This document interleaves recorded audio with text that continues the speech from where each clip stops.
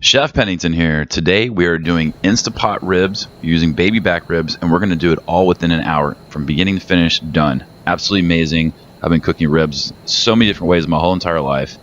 I have never been able to do them for an hour and actually make them where I want to eat them and fall off the bone. So what we're going to do is we're going to start off making a homemade barbecue sauce. You guys can always just grab what you guys like, but it's kind of fun to make your own barbecue sauce because you can really control the flavors, obviously. But this is a really simple and really good recipe. And the link below will have everything you guys need, all the instructions, all the settings for the Instapot, the whole 9 yards. I'm going to talk safety, everything. So we're going to get some Lea & Perrins in there. So I start off with Hunt's ketchup, and I like it because it has no high fructose corn syrup. That stuff's just not really good for us. And then I put a little brown sugar in there.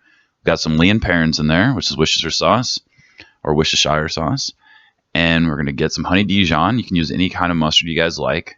And of course, if any of these ingredients you guys don't like, just move them out. But these are big, strong flavors. That's what we want in a barbecue sauce. And here's the secret ingredient, guys, wasabi. Wasabi is so cool. It has heat, but it doesn't stay in your tongue like peppers do. Peppers have capsaicin, which is an oil. It gets in your tongue, and that's why when you eat something hot, it stays hot for so long. But not with wasabi. It's there and gone. It's like horseradish, but Japanese style. Get some hot sauce in there. This is a real preference, real personal. So I like to start out with a minimalistic approach on recipes and then taste, season, and adjust. We need some salt because it brings out flavor. We love salt. A little bit of honey, just gonna that little extra sweetness. Another style of sweet, which you've got some in the ketchup. We had the brown sugar. It's just balancing out flavors, having 3 different styles of sweet instead of like one big sweet bomb. And probably the most important ingredient was right there, the apple cider vinegar. That little bit of acidity balances out once again. So we get a sweet and tangy barbecue sauce, which is very Texas style. We're not super barbecue saucers, but we do like the sweet and tangy, and that little bit of heat, real important. So let's talk about the ribs. I went with baby back ribs. I like them. They're a little bit sweeter, and they're very tender.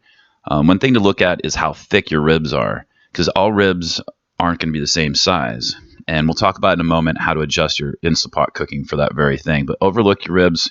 I like a meaty rib. I think most people do. You want a little bit of fat on the top. Be sure to, once you pull them out of the pack, rinse them under water and dry them off. Real important. And we're going to start with some honey. Now, classically, use some honey or mustard to help your dry rub, your seasoning stick. For me, I don't like the mustard. I think it does affect the flavor. Some people think this doesn't do anything to the flavor. I would strongly disagree with them. But for me, it's honey. If it's mustard for you, go for it. But those are the 2 really mainstream popular ones there. And we're going to start doing some dry rub.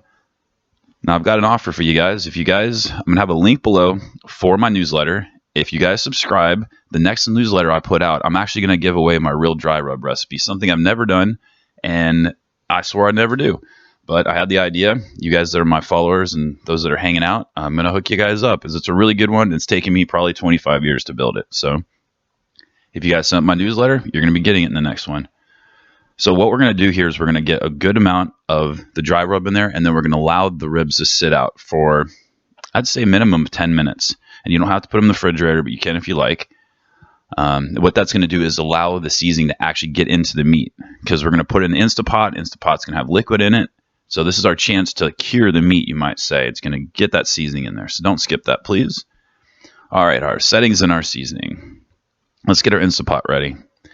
Super awesome ingredient. Apple juice and apple and pork are really good friends. So it makes good sense.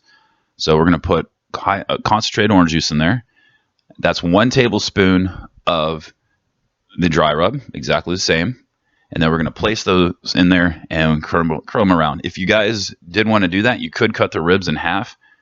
A little bit easier maybe for some whenever the ribs are cooked.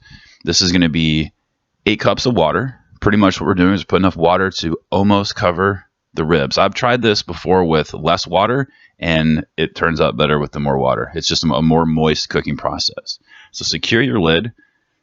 Very important. Make sure that this is on the sealing side. There's only 2. There's venting, and then there's sealing. And then our settings. We're going to do meat and stew, which is a pressure cooker setting. And you'll see right there it's on high pressure. We're on normal pressure. There's 3 different pressure settings. And then we're going to set our time. Since these are thicker ribs, I'm going with 45 minutes. If you had like really skinny ribs, you could probably get closer to 35 minutes. So the timing is depending on how thick your ribs are. So when it's done, you'll see that it'll count down, and then it's going to show you this L000. That's after it's done. Sometimes when you cook the product in the Instapot, you don't want to just release the pressure instantly. Sometimes you want to let it sit in the heat a little bit, and that's what that timer does. So you can be very precise with your recipe. That's important right there. That's what we're looking for, that little vent to drop down. That means the pressure inside of the pressure cooker is safe to open. Once that drops, you're good. That's it. That's the big scare factor. We know that dropped, we're off to the races. So we've got some ribs here. So what we're going to do is we're going to take it to the sink and get rid of all of the liquid, and then we're going to put it back in the Instapot. We're going to let it hang out for just a moment. We're going to let it cool down just a little bit before we start handling it. So what I've got next to us there is a cookie sheet with a roasting rack. What we're going to do is we're going to pour our ribs out here. We're going to put them back in shape. We're going to put some barbecue sauce on them. And what's nice here is these ribs are hot, but they're not as hot as they would have been if we had just taken them out of the Instapot from the cooking. So go ahead and put them back together. These are definitely fall off the bone, which is really cool. So we get them back into shape. You could right now put some of the barbecue sauce on the underside if you like. I elected not to, and they still turn out wonderful. It's just a personal preference there. So voila. And our homemade barbecue sauce. Pretty much the ribs are really hot right now, and they really want to suck in something. And this is a perfect time for the barbecue sauce. It's because we got major flavor going on here. So we got that.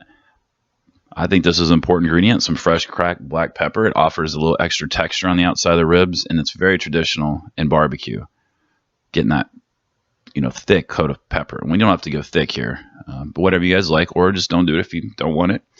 And we're going to go into the oven under the broiler. It's about 3 to 5 minutes. It depends on how your oven is set up. I suggest making sure that the upper rack isn't too close to the broiler.